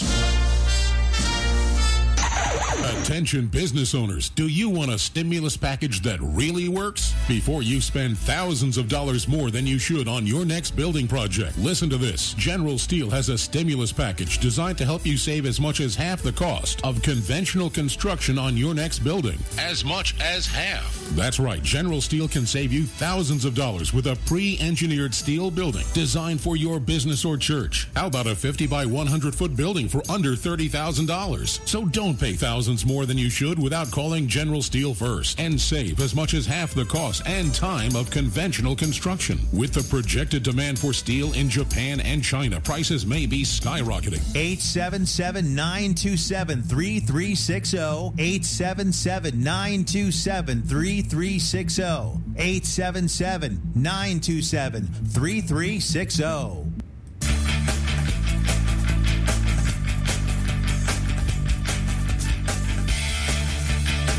Okay, hey, we're back right here on the Conservative Syndicate. And again, I want to thank you all for taking time to join us tonight with me and my co-host, Joe Hakos from Dry Report. I want to remind you that you can check out our archives on theconservativesyndicate.net. Go to theconservativesyndicate.net, and you can pick up this show or any of our shows that are out there. We'll also be re-airing. I believe this show will be re-airing in the morning. Let's see, I think it's like 8 to 10 Eastern in the morning. That'd be 5 to 7 out here in the West Coast. And we'll also be making our debut tomorrow on a new station, new affiliate, Shake and Wake Radio. And this show will also be played back on podcast on shrmedia.com. Go to shrmedia.com. And I believe we're on their station 8 to 10 in the morning. 10 to noon, 10 o'clock in the morning till noon. So I got to get these things posted up there. But anyway, easiest thing to do, just go to theconservativesyndicate.net anytime, on demand, and you can download, you can listen to, you can send, share, whatever you want to do. That's theconservativesyndicate.net. All right, we were talking just before the break here. Joe brought up, I think, a very important aspect of this trade agreement that I had not even known about until he mentioned it, and that is that there's actually an international committee that's going to run this international trade agreement. And you got to start putting stuff like that in perspective, especially when you're being told that the very country that is doing everything they can to devalue the U.S. dollar, that being China, is going to be one of the key people involved in the decision-making. That in and of itself, I mean, what else do you need to know outside of the fact that Obama's for it? I mean, this is not rocket science, you know? But I think most people today are just so worried about, paying their own bills that they're not paying attention to what's going on in the big picture, not understanding that it's going to get even more difficult to pay those bills that you're so worried about if these people continue to be to operate without any type of oversight from those of us who elected them. Am I right, Joe? Yeah. The fact, oversight. We get the government we deserve. If we let these guys go ahead and do what they're going to do, then, we get absolutely everything we deserve. There are so many items that are just floating around out there people aren't paying attention to.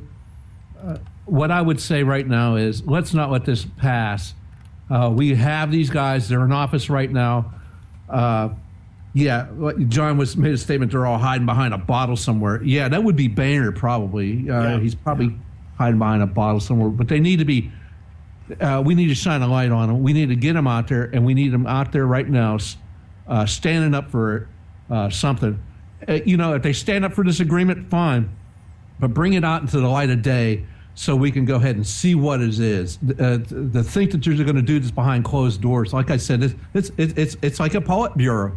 If you remember back in the day, they had that little gang of 8.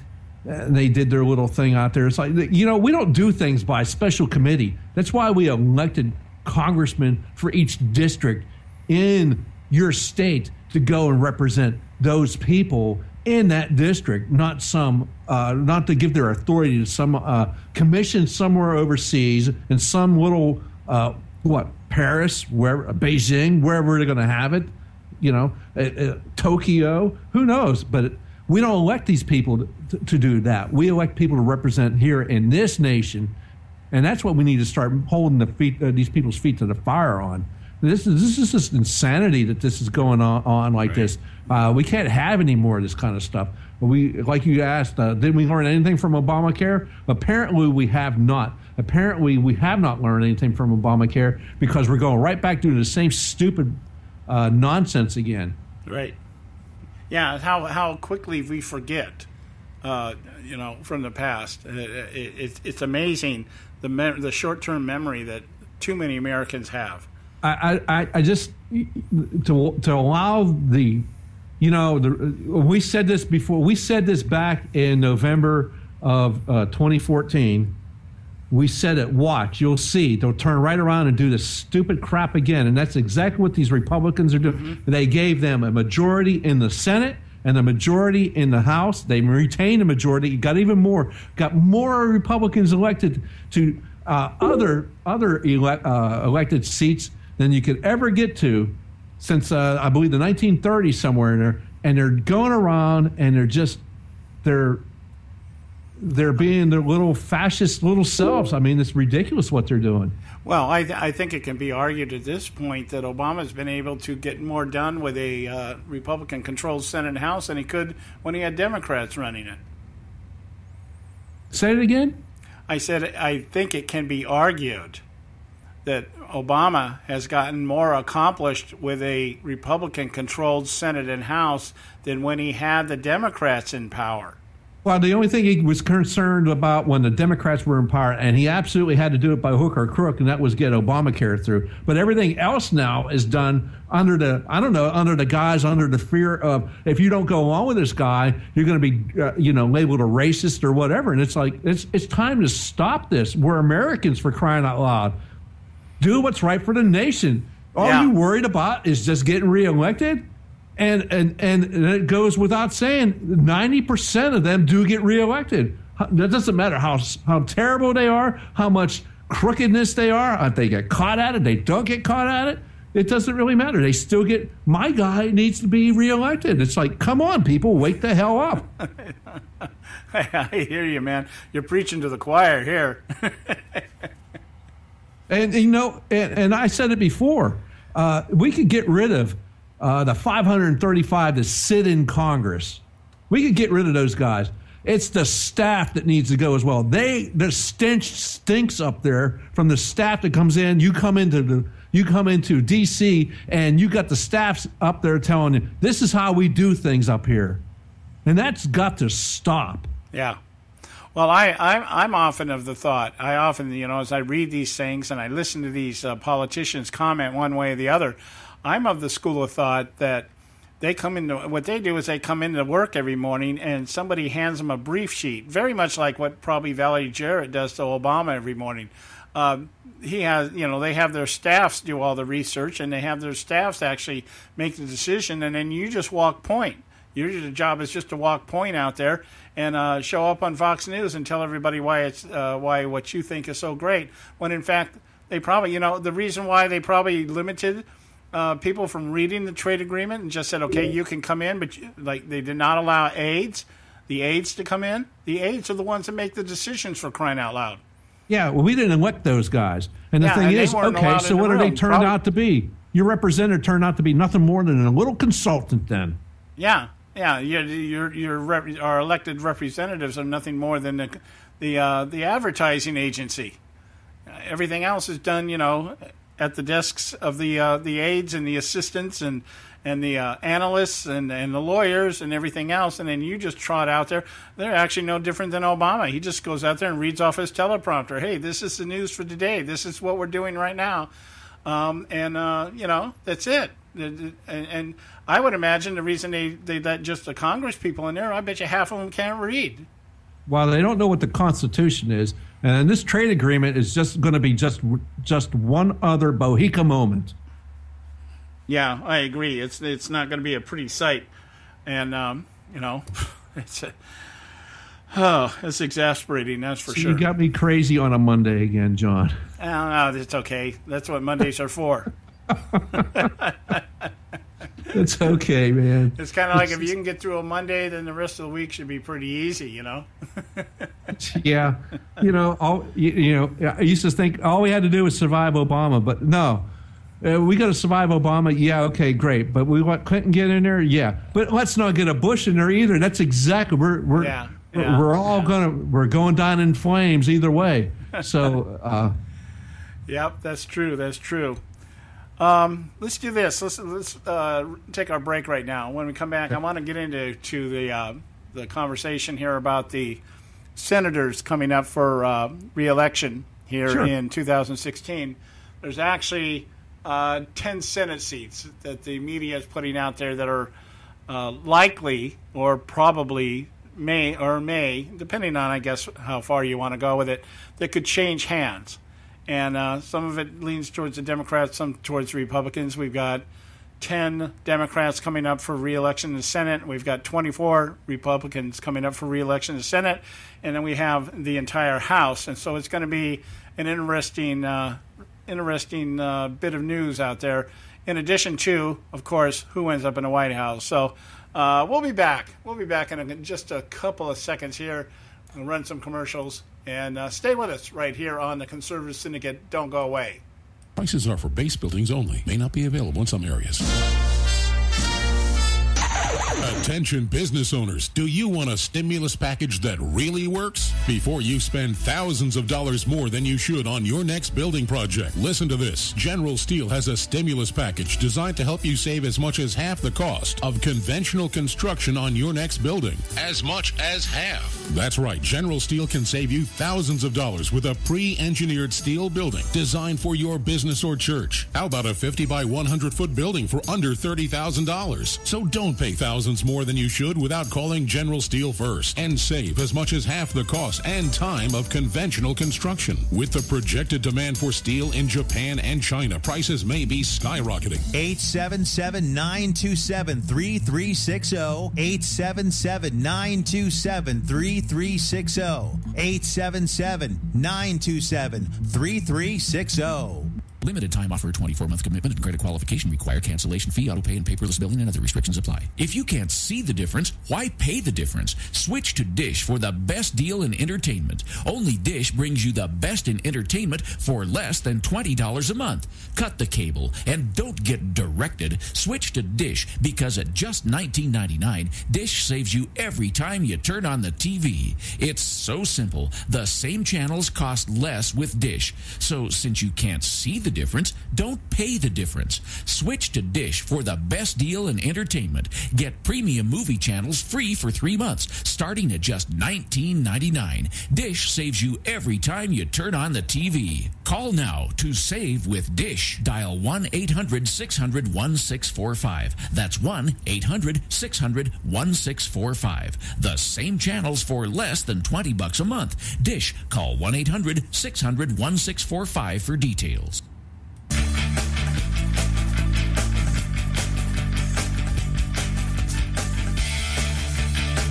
Okay, hey, we are back right here in the Conservative Syndicate, and we're coming into the close of the show here, last few minutes of the show, but I didn't want it to go without mentioning, first of all, we will eventually get into the Clinton thing. We just whoa, buddy, whoa. We'll talk about Hillary and her election, okay? Well, that's okay, because where I want to go with this, I'm not getting into. Where I really want to go with this, it's really going to take quite a bit of time. This isn't. We're not just going to get up here and just talk about how much the Clintons suck. I mean, I think we all know that. What we're going to do here is we're going to start presenting some tangible evidence of some of the things that have been not only going on for the past couple of decades, but are still going on, and nobody's paying attention to, because some of this stuff is pretty radical stuff. I mean, even by Clinton standards, some of this stuff is really out there, and we want to make everybody aware of that. I think that's our responsibility, to at least make everybody aware of it. Now, if you all want to continue this slide into destruction by re-electing somebody like the Clintons or whatever, hey, go have at it. I guess there's not a whole lot we can do about that, but at least we can say we did our part. that's I can stand before God and say, hey, I tried to stop it, So, yeah, I guess that's one way to look at it. I would like to have everybody get off their own butts and start looking into it on their own. But we'll give them a kickstart, maybe a little foot in the back to help, so they can kind of go, hey, and then they can go say, those guys are full of crap, or they brought something else to light, and there's even more out there, because I'm sure we're going to be able to miss a lot of it, because there's so much crap we can miss. Yeah, Yeah, it is. It is. So, anyway, we're looking here now at these Senate re-elections that are coming up. And, so talk to me. Which race you want to talk about, John?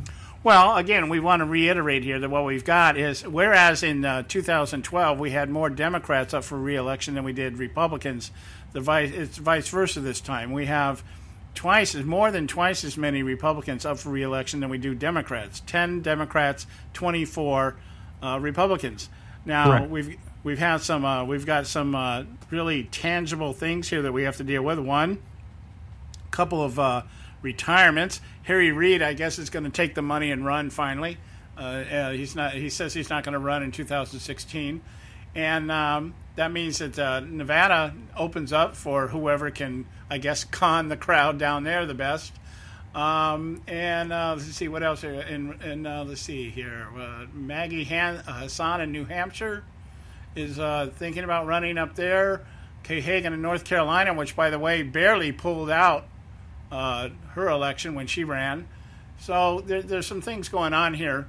And I guess the one, my favorite out of them, all of them right now, let's talk about I think maybe the most predictable, and that would be Arizona. John McCain up for re-election, but the Democrats have a strategy here. They believe that if Representative Matt Salmon runs against McCain, that McCain could have such opposition. It could be a strong race. Not saying that McCain would lose, but Matt Salmon might drain off enough of the votes that a Democrat might be able to come up on the backside and pull in enough to win. And they're looking at House of Representative Ann Kirkpatrick to run for the Democrats, thinking that Matt Salmon, kind of like, I guess, what they thought might have happened with Matt Bevin and Mitch McConnell in Kentucky, that Bevin would have drained enough votes away from McConnell that the Democrat candidate would have won. So that's kind of an interesting thing I want, because I just really, I don't care who does it. I'd like to see McCain get his ass kicked.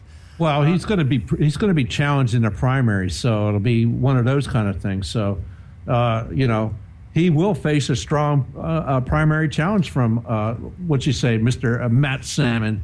The governor, Jan Brewer, could step up and say she wants to run as well. Well, yeah, and I just think I'm at the point, I'll be honest with you, when we come to this situation with McCain,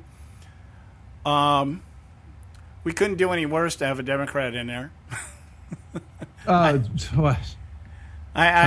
can't. I wouldn't see any difference. I mean, obviously, I get what you're saying. He has the spine of a jellyfish. Well, it's just like you said. I mentioned earlier, Matt Bevin running against Mitch McConnell. Well, Mitch McConnell ends up winning, but what did that mean? What has that proven? It hasn't proven anything.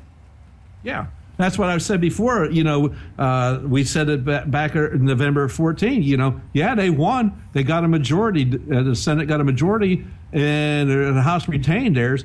But what did we get out of it? We got still the same. They act the same like they did before they had a majority. In fact, McConnell turns around and said, we're going to go back to the rules that we had before instead of playing, hardball like the Democrat, like Harry Reid did. Harry Reid just basically sucker punched them all and didn't care, and turn around and McConnell goes, we're going to be better than that. No, Mitch, you're going to be exactly what you are.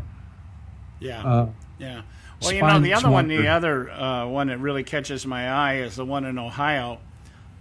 Ted Strickland apparently right now is polling against Rod Portman. Now, Rod Portman is one of these Republicans that has done almost a complete 180 from what he used to be. Here's a guy that used to almost vote down the line conservative, and now has even come out in support of homosexual marriage after he finds out his kid is a homosexual. Yeah. But he has begun, or he has finished his transition into full RINO. He went from one side to the other, and in a very short period of time. So again, we're in a situation here where, are we really any better off with somebody like this on the Republican side when in fact he seldom votes Republican? Well, he's going to get primary challenged. He's going to get primary challenged by the former state secretary of Ohio, which would have been Secretary of State in Ohio, Ken Blackwell. So I could see that happen. And Blackwell did fairly well in his last attempt. Mm-hmm. And so he has a little more name recognition. Right now, Strickland is getting a lot of name recognition because he is the former governor of Ohio. So, yeah, as a Democrat, he is getting a lot of backing from that. And so it is still quite early. And Republicans, as long as they don't shoot each other in a circle and firing squad in the primary, they should be able to put up a really good battle against Strickland, because it's assumed that Strickland's going to go ahead and get that. And you got Kasich as a governor there, Republican governor. If Kasich decides not to go ahead and run, put his hat in the ring, the circus that we're going to call the Republican presidential field.